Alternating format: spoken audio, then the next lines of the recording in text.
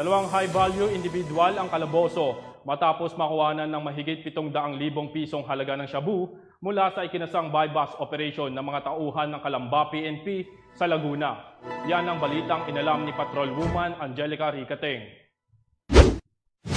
Arestad high-value individual at nasamsam ang tinatayang higit kumulang 113 gramo ng hinihinalang shabu na nagkakahalaga ng 779,700 pesos sa ikinasang buy-bust operation ng mga tauhan ng Calamba Component City Police Station sa isang bus stop Suero Compound, Barangay Pasiano, Calamba City, Laguna, dakong alas 11:18 ng gabi nito lamang Marso 2 taong kasalukuyan.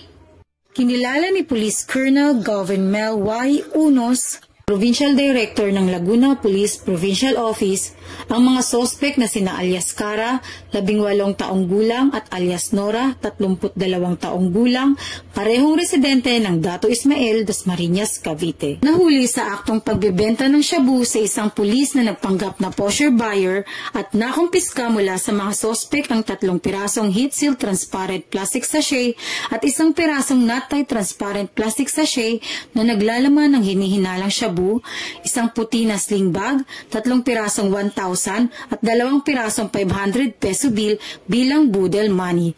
Naharap ang mga sospek sa kasong paglabag sa Section 5, 11 at 26 ng RA 9165, a Comprehensive Dangerous Drugs Act of 2002. Ang mga nakumpiskang ebidensya ay dinala sa Regional Forensic Unit para sa tamang dokumentasyon at disposisyon. Bilang pagsuporta sa programa ng ating Pangulong Ferdinand Romualdez Marcos Jr.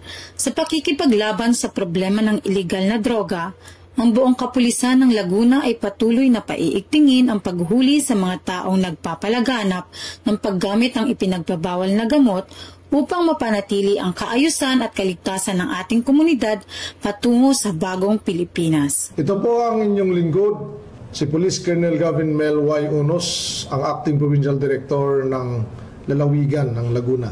Tayo po ay nagpalabas ng direktiba na mas pagtingin ng mga kapulisan natin dito sa Laguna ang kampanya laban sa illegal na droga. Ang inyong Laguna PNP ay sumusuporta sa programa ng ating mahal na Pangulo na Bagong Pilipinas. Kung kaya aasahan ninyo na hindi titigil ang ating mga kapulisan sa pagsasagawa ng anti-illegal drug operation sa ating lalawigan. Ninanais din namin na ang mga mamamayan dito ay mayroon kapanatagan at masasabi nila na ang lalawigang Laguna ay matatag ang kapayapaan at mayroong kaayusan. Mula rito sa Laguna Police Provincial Office, ako ang inyong Police News Network Correspondent, Patrolwoman Angelica Ricateng. Alagad ng batas, tagataguyod ng balitang pulis. Maraming salamat, Patrolwoman Teng.